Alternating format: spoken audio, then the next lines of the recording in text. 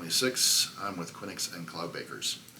I'm here to talk to you today about a comparison we ran between Snowflake and BigQuery. We actually had a customer come to us and ask us to do a bake-off from the Snowflake perspective.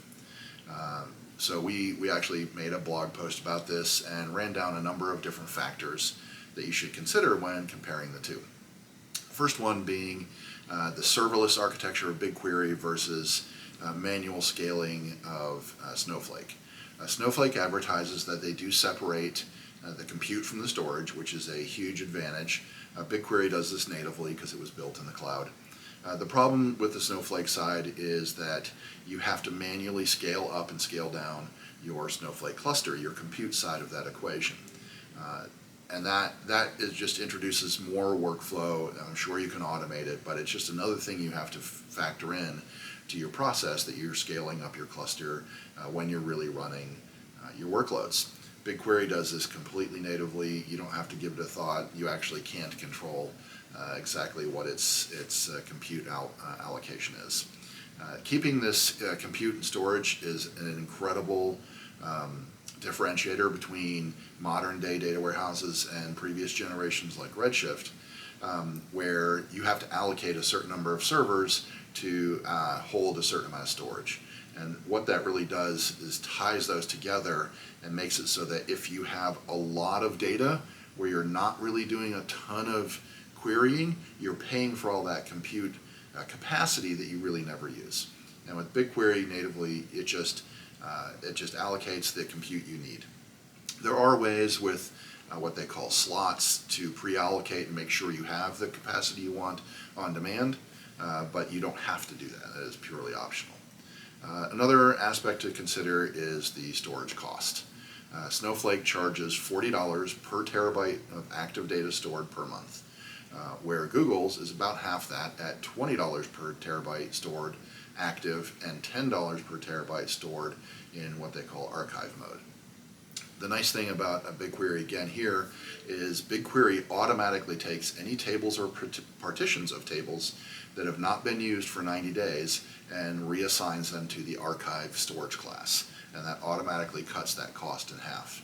So you're able to keep all of your data for let's say for your entire decade in your BigQuery database and be able to query it while the times you're not querying it, you're only paying for half that cost. Another factor is the compute charges. Snowflake charges you per second. So if you run a query that is inefficient and uses a lot of compute to execute the query, you're paying for a lot of extra seconds. So you don't have a direct one-to-one correlation on how you can control that, because the execution engine is going to execute however long that query takes to execute. You can tune things and make things a little more efficient, but you can't really say, I want to reduce the time by 50%, for example. Whereas BigQuery charges you based on the amount of data you scan in the query. So you do have the ability to say, first of all, limit the number of columns you're scanning so that you're not including that and not returning the data you don't really need in your query. So BigQuery being a columnar style database, they separate all the different columns of your database into different storage areas, and that's why if you limit the number of columns you retrieve and the number you use for your criteria, you can really save on your query cost. And right in the console, as you're developing your queries, before you even execute your query, it will tell you how much data it's estimating you're going to scan with that query. So you have a very good idea right up front how much your query is going to cost. Security is another big feature with BigQuery these days. They've recently added not only dataset, table, view, and column, or column is the newest one, security. So you can identify certain roles within your BigQuery environment that people have access to certain columns and not other columns. So if you're building a data warehouse that has a lot of different mixed compliance data, for example, HIPAA or financial PCI data, you can certainly eliminate within a single column, or not needing to create a new view, you can control who has access to that data. One of the biggest differentiators is BQML, or BigQuery Machine Learning. Snowflake doesn't have this capability built in. You can certainly integrate other tools, but now you're doing more to bring those other tools and potentially even exporting the data to another place to be able to use that data in the tool.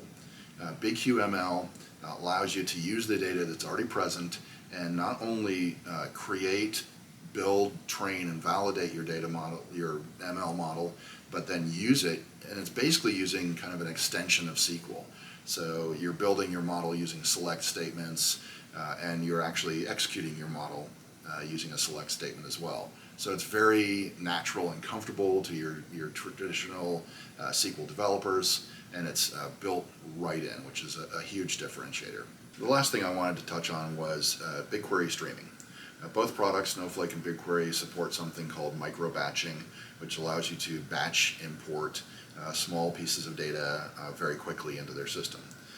BQ Streaming is a little more advanced than that, and it actually, as you're streaming data into BigQuery, and before it lands in the actual tables, you're allowed, and even automatically performed for you, to include that data into your query results. So you're just looking at the data as it's flowing through BigQuery before it actually lands on the disk file system.